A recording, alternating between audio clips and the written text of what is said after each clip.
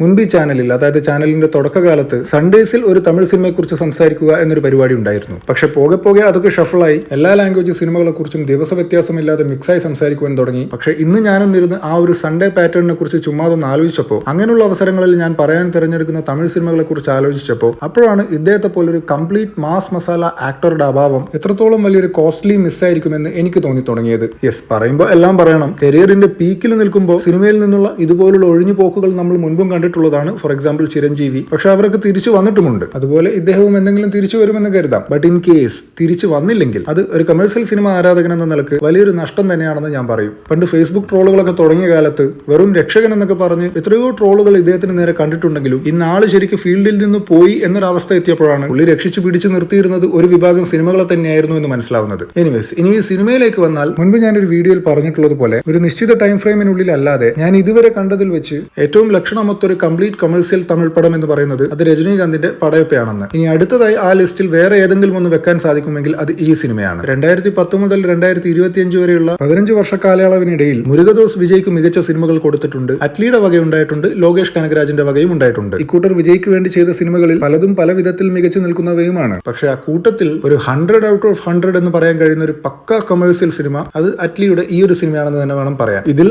നായകന്റെ, അതായത് ഒരേ ആക്ടറുടെ തന്നെ പല പല ഇൻട്രോകളും റീ ഇൻട്രോകളും മാറി മാറി വരുന്നുണ്ടെങ്കിലും അതൊക്കെയും അടിപൊളിയായിരുന്നു. സിനിമ ഏതാണ്ട് അതിന്റെ അവസാനത്തിൽ എത്തി നിൽക്കുമ്പോൾ വില്ലന്റെ മകന്റെ അടുത്തേക്ക് നായകന്റെ വക ഒരു ഡോറ് പൊളിച്ചുള്ള ഒരു എൻട്രി ഉണ്ട്. പൊതുവിൽ ഒരു സിനിമ അവസാനം ആവുമ്പോഴേക്ക് പിന്നെ അവർ കാണിക്കുന്ന മാസ് പരിപാടികളൊക്കെ എക്സോസ്റ്റിംഗ് ആയിട്ടാണ് എനിക്ക് തോന്നാറുള്ളത്. പക്ഷെ ഈ പടത്തിൽ അത് അങ്ങനെയല്ലായിരുന്നു. പിന്നെ എടുത്തു പറയേണ്ടത് AR റഹ്മാന്റെ വക കിടിലൻ BGM. അദ്ദേഹം മ്യൂസിക് ചെയ്ത 90കളിലെ സിനിമകൾ മാറ്റിവെച്ചാൽ പൊതുവെ ഒരു ഹെവി മാസ് പടത്തിന് AR റഹ്മാൻ അത്ര സ്യൂട്ടാവില്ല എന്നൊരു അഭിപ്രായക്കാരനായിരുന്നു ഞാൻ. അതിന് ഈ അനിരുദ്ധ് പോലുള്ള ആളുകളൊക്കെ തന്നെ വേണം. പക്ഷെ ഈ പടം കണ്ടപ്പോൾ എന്റെ ആ ഒരു ചിന്തയും മാറിക്കിട്ടി. അങ്ങനെ ആകെ മൊത്തം പറഞ്ഞ ഇളയ ദളപതി മൊത്തത്തിലൊരു ദളപതിയായി മാറിയൊരു സിനിമ അതായിരുന്നു മെർസൽ.